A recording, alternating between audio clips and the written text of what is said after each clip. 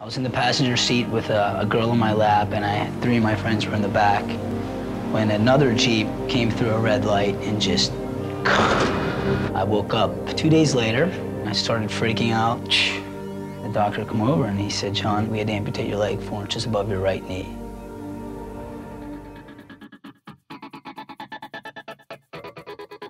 I would say if there's one thing that I would want everybody to know, and the word to get out, is how important wheelchair sports is to those who are injured, be it kids, be it adults.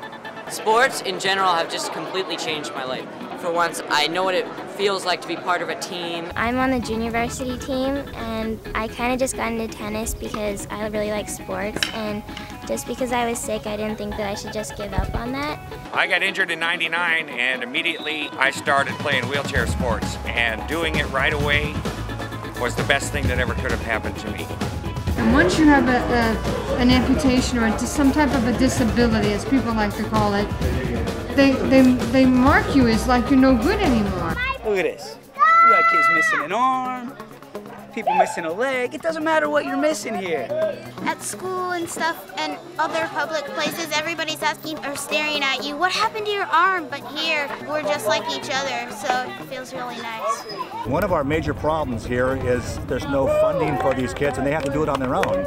And it's extremely tough for them. If you look at these kids, it's hard for them to move, it's hard for them to get going, but they'll fight tooth and nail to get that money, and they'll come out here and play because they love it so much. One of our top players in the U.S., I think he's top 5 in the world, and he's in a powered chair. And get this, when he serves, he can't even hold the ball to serve.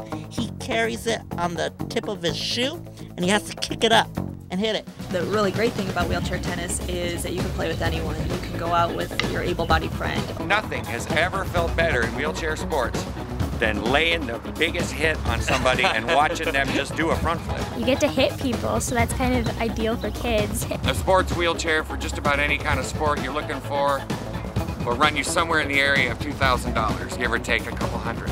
It's spring break at the beach, and before you know it, John comes swimming out of the ocean like a madman. I get up and I'm on one leg and I was just like, ah!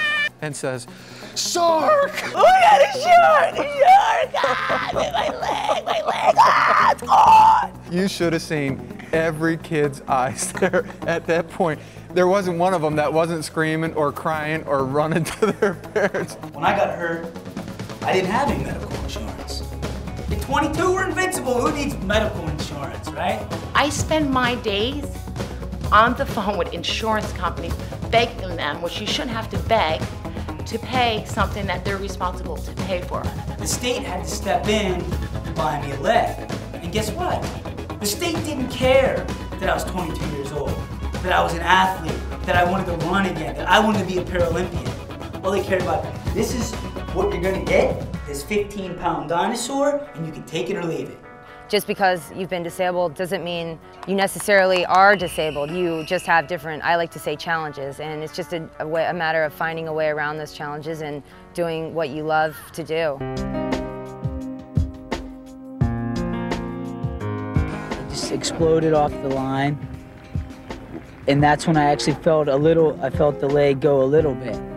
But, you know, the last thing I wanted to think was negative thoughts in my head. You know, it was all positive. So what? I'm going to run till this thing, I don't care what happens. And I ran, and about 80 meters, it was just slipping worse and worse. It's like you hit a wall. I felt everyone coming, the leg was just slipping off. So for about 25, 30 meters, I ran strictly, I guess, with my heart because my leg was off and my bone was just hammocking in there. And you know, quitting's not in my vocabulary, and just like any of these guys out here, you train too hard not to cross that finish line. I don't care what happens. If I've got to crawl, I was gonna finish that race, you know. You just don't quit.